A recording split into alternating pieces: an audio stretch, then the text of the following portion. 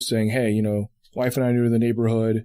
I'd like to try to get some pickup games of flag football going. If anyone's interested, let me know.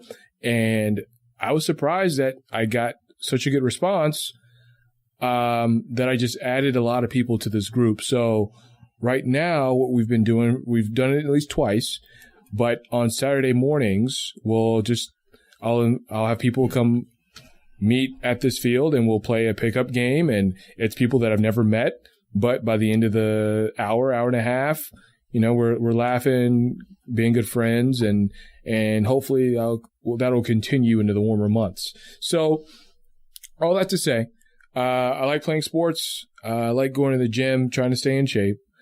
I love a good movie. The last movie I saw was Thor Ragnarok, and leading into the new Avengers movie. I still play Xbox and I DJ. So I DJ. I was going to be embarrassed to say that I was a huge comic book fan before they went to the movies, and I don't like the Thor movies. I did like that one. I was not going to reveal any of that until you said you still play Xbox. So, we all got to have ways to de-stress. Well, I think Xbox is a thing from a different generation, and I think that the people that have Xbox will be playing it in a nursing home. Probably. It'll be strapped to the side of the wheelchair, and it's like, I don't care what you think of me. I'm going to play this until the I'm sure there's going to be a study out there that says playing Xbox at the nursing home extends your life. Years ago, a guy at work got one for his son, and I try not to play those games because they're very addictive. Mm-hmm. I know I had some experiences on computers years ago playing games, and so he had a thing set up to test it for his son, and it was when Halo came out. I said, well, let me just take a look at this and see what this here. So that was on a Friday. Monday morning, they thought I was early for work. I had left, and it was like I must never touch this again. Somebody please pull the plug on it, pull it from the wall. And that was so long ago, and they're so much better, and they're confusing, and they make me feel old now because I see the commercials and you go, is this real or is this, they're blurring the line. They're so advanced. And I think what's really changed it is the VR headsets are starting to come back in style. And I don't think they've perfected it yet, but it's probably the closest thing that you'll feel to being in a video game. But do you think that people are going to be doing this instead of going outside? I mean, when I started looking for missing persons, people would go what we used to call camping, and they would get separated and lost and everything. And I often say that I started to look for little Timmy when he'd wander away from the campsite, and that doesn't happen anymore. Timmy's got diabetes and stays in his parents' basement and on the internet. I hear that a lot, and to counter that, I would say for as long as I've lived up north, I don't think that shift will happen, because I think here people recognize the fact that when it's cold, and you don't want to go outside. But when it's a nice day like it is now, you want to take as much advantage of it as you can. And we see this all the time. Like, I'll probably go out on a story tonight, and there will be a lot of people just at the park, just walking around Center City, all throughout the city. And it's Philadelphia really wakes up. Aren't they, in effect, taking it with them on these little phones? How many people do you see walking around with their hands in their pockets or just a lot like this? I see a lot of this. I think if you take some time and just drive around and you just observe, you'll see. I mean, you will see people that are attached to their phones and their phones are at their hips, or they'll have their headphones in, or they'll be walking around. But we do see people sitting outside, enjoying a meal, enjoying drinks. It makes me a little jealous of them because we have to work, but we get to see them enjoy it. But it at the same time, it looks great to see people not, hanging out inside, because it makes our job a lot more fun when we can see people enjoying their day. But isn't that a great job to have, that people are happy to see you coming for the most part, and you get to go around and see different things, and you're not behind a desk, and it's different. It's forcing you to exercise, even if you want to eat a steak at Donkey's at 2 a.m. in the morning. We get there's good and bad. I mean, a lot of times people will see us and they'll want to know why we're in their neighborhood, and then we explain. And sometimes it's a good explanation, sometimes it's a bad explanation. But I think that for the most part, what people enjoy about seeing us is, I don't think they really want to see us. I just think they want to take a picture next to the truck. Yeah. Or just yell out Telemundo. Yeah, Telemundo. Because you just can't say it enough. Right. But I think you're very conscientious and respecting of people's privacies and everything. I know from case we've been involved in, and we've talked on a couple things, about getting interviews, going to doors, your whole policies on that. And it's, in a way, it's like a little bit like acting, in the sense of you gotta be able to take rejection and not take it personally. But I don't know how it would feel if you came to my door. Innocent, guilty, and different. I don't think I'd want to see a camera aimed at me, because I don't. So every reporter has a different rule of thumb. What's yours? Mine is, if you've done something guilty, we're going to come to your door and we're going to have the camera rolling, because odds are you're going to try to avoid us. And so when you try to avoid us, that in itself is going to at least let the viewer know they made an effort to, they didn't want to see them, of course, but they made an effort to try to talk to this person. So here's the thing. The ultimate thing is, we go to people's doors because we want to give them the opportunity to tell their side of the story. And if we don't, then that's our bad. That's bad journalism on our part. But getting back to the rule of thumb, I feel as though if you've been, charged with some kind of crime, or you're just getting out, we want to take that opportunity to at least, try to get that on video. Because a lot of times that itself becomes a story. Your reaction to it. The reaction to it. Yeah, reaction is also. But I would say if we're doing a story where you've lost a loved one,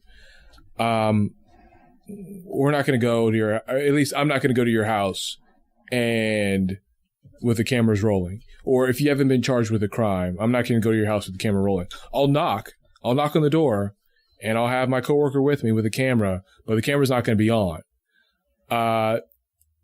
That way it hopefully sends the message to have somebody let their guard down. But what I've noticed now, and this is unfortunate, is that we've covered so many stories about people going to people's houses and them opening the doors and then someone going in and robbing them and tying them up, that it's made it tougher for our job for somebody to just go to your house. Like in 5-6 years ago, I could just go to somebody's house and they'd open the door and they'd say hello. Now it's people looking through the window, have that screen door. I don't care what people say, where they live, how much better they think it is than someplace else or whatever. But the majority of the people now, when you hear a knock at your door, everybody tenses up because you expect somebody. Right. It used to be it was come on in. Right. It's not like that anymore. And I got to commend you because you're very brave, because I've had 2 guests on here that we've talked about who've gone canvassing to run for office, which led into one of our highbrow segues of percentage of the population that comes to the door semi-nude, to see the statistics for different areas around the region. It's happened to me before, yeah. I was going to ask you that. So at what point did you come up with your camera and open the door and get something you didn't want to get? The camera wasn't rolling, but there was a woman who was wearing her underwear, and it was designer underwear. It was like how you have the yellow smiley face. It was kind of. You might be getting yourself in trouble remembering now in detail on this woman's underwear. I know, but I'll leave it. I'll leave it at that. But she went back in her house, put on some more clothes, and she gave us an interview. But she corrected it. Right. Okay. Because Yeah. some of these people will just stand at the door and just stare you down and, wearing whatever God gave them. Right. So how does Brandon Hudson, as a consummate professional, handle that if, you come to interview me and I'm just standing there and, you try I'm not budging. You try not to stare, and you introduce yourself, and you make eye contact, and you lock eye contact. Yeah, and you just you hope for the best. And then maybe something awkward happens, like your pin drops or something. You got to make sure you got your phones, everything in your pocket. Everything's attached. Everything's in your pocket. Yeah. The one guy was telling me about, it was awkward, and it wasn't nudity, but it was because I said, so in your voting district, what are they? Boxer briefs, tidy whities? What are we talking here? He said like 50-50 split. And he was saying there was, an awkward situation where he was giving him a flyer or something, and the flyer dropped. And normally you just pick it up, and he was like, well, you can review that when you want. I guess I'll get going now, because there's always that conscious thing. You like your job. Your wife likes her job. Right. You both work for the same station. Yes. Do you ever feel that's too close, or because you're in different departments? I mean, she's inside, you're outside, mostly, right? So she's outside too, but we work different shifts. So she works the morning shift, which is 3:30 a.m. until noon, and then I work 3:30 p.m. until 11:30 p.m. And so we see each other. So you're both vampires at this point, right? So we see each other like 2 to 3 hours during the day in the middle of the week. But we both have weekends off, which is great. So we basically kind of catch up on the week. Like, we see each other during the week, but we mainly, hang out more on the weekends. No, that's good. Shift work is underrated, because sometimes I think it helps relationships. I know people that if they weren't working shift work, they would have been divorced years ago because they don't see each other enough. But that's a good amount of time to see each other. And has she been in this as long as you, or similar amount of time? Yeah, I think give or take a couple of years. Who's the better reporter? She is, of course. Good. You're not going to catch me on that. Oh, good. Well, you're going to have to recover from the smiley face on the underwear. You're still is there anything that you'd like to tell your viewers? Because your Facebook posts, and I normally don't pay attention, but they, like I said, you're getting comfortable. You're getting jiggy with it, with the potholes and everything, and having fun. And it's it makes it look like it's you're enjoying the job. It's giving people a glimpse into the background of the job. Because we try to have fun, and I think my work at the last station, where it was really kind of like buttoned up, no smiling on air, kind of like a robot, to coming here. And it's like, don't be afraid to smile. Don't be afraid to show personality. It's been kind of a transition. And I see a lot of the things that we do, like we've gone to the Super Bowl. We've had the DNC. We have the Broad Street Run coming up this weekend, which, we had the Villanova Parade. So we have a lot of things that we do, for the community, in the community, and they encourage us to really just kind of not be so buttoned up, not be so robotic. Like with the Broad Street Run, it makes for great TV just to get out there and see our reporters hanging out at 5 a.m. with people who are just waiting to see their loved ones running by. 1,000 stories going by you. Right, yeah. And every runner has a story. There was a guy that I talked to on Friday. And he lives in the Grace Ferry, South Philly area, and he was jogging, and unfortunately, he said 3 teens jumped him, and they beat him up. They broke his wrist. They gave him a dislocated shoulder, and now he can't run in the Broad Street Run this year. I talked to him. I said, I appreciate. He was in such good spirits. He was there cracking jokes when we talked to him. And I said, I appreciate if you wouldn't mind talking to us on Sunday. So we have our producer who is putting together the Broad Street Run for Sunday, the Broad Street Run broadcast for Sunday. And I gave him my information. It's a young man named Jeff. And so hopefully, when you watch Sunday, that you'll see Jeff and you'll see him